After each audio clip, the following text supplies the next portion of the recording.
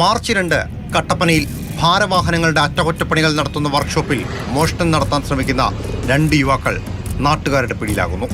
നാട്ടുകാരുമായി ഉണ്ടായ മൽപ്പിടുത്തത്തിൽ പിടിയിലായ യുവാക്കളിൽ ഒരാൾക്ക് കാലിന് പരിക്കേറ്റു. മോഷ്ടാക്കളെ നാട്ടുകാർ പോലീസിന് കൈമാറിയതോടെ പിടിയിലായവർ ആരാണ് എന്ന് വ്യക്തമായി.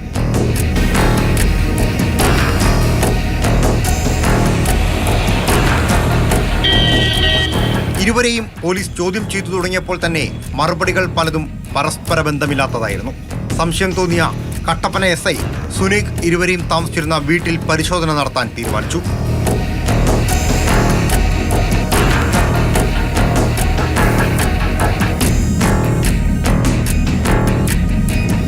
കാഞ്ചിയാർ കക്കാട്ടുകടയിലെ ഏലക്കാടുകളാൽ ചുറ്റപ്പെട്ട ഒരു വീട്.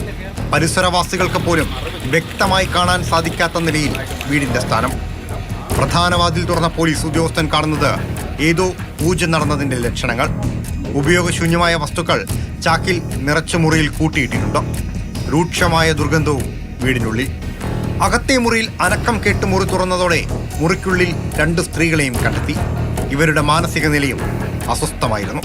വീട്ടിൽ പൂട്ടിയിട്ട നിലയിലായിരുന്ന സ്ത്രീകളെയും പിടിയിലായ വിഷ്ണുവിനെയും നിതീഷിനെയും കൂടുതൽ വിശദമായി ചോദ്യം ചെയ്തു.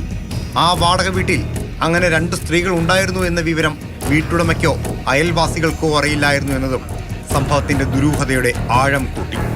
കൊലപാതകങ്ങളുടെ സൂചന ആദ്യം ലഭിച്ചത് വീട്ടിലെ സ്ത്രീകളിൽ നിന്നാണ്. പിടിയിലായ വിഷ്ണുവിന്റെ അമ്മയും സഹോദരിയുമായിരുന്നു ഈ 2 സ്ത്രീകൾ. ഇവരുടെ വെളിപ്പെടുത്തലിനെ തുടർന്ന് വീണ്ടും പ്രതികളെ വിശദമായി ചോദ്യം ചെയ്തു. ചോരക്കുഞ്ഞിനെയും വിഷ്ണുവിന്റെ പിതാവ് വിജയനെയും കൊല നടത്തിയ വിവരങ്ങൾ ഇതോടെ പുറം ലോകത്തേക്ക്.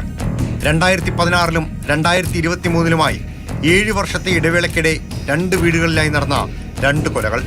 അതിന്റെ ചുരുളഴിക്കുന്നത് ഒരു മോഷണ കേസും. ആരും അറിയാതെ മറഞ്ഞു പോകുമായിരുന്ന കൊടും ക്രൂരത പുറത്തെത്തിയത് കേരള പോലീസിന്റെ അന്വേഷണ മികവിലൂടെയാണ്. കാലം എത്ര കഴിഞ്ഞാലും സത്യം ഒരുനാൾ മറനീക്കി പുറത്തുവരുമെന്ന് ഒരിക്കൽ കൂടി വ്യക്തമായി. മാതൃഭൂമി ന്യൂസ്, കുമളി.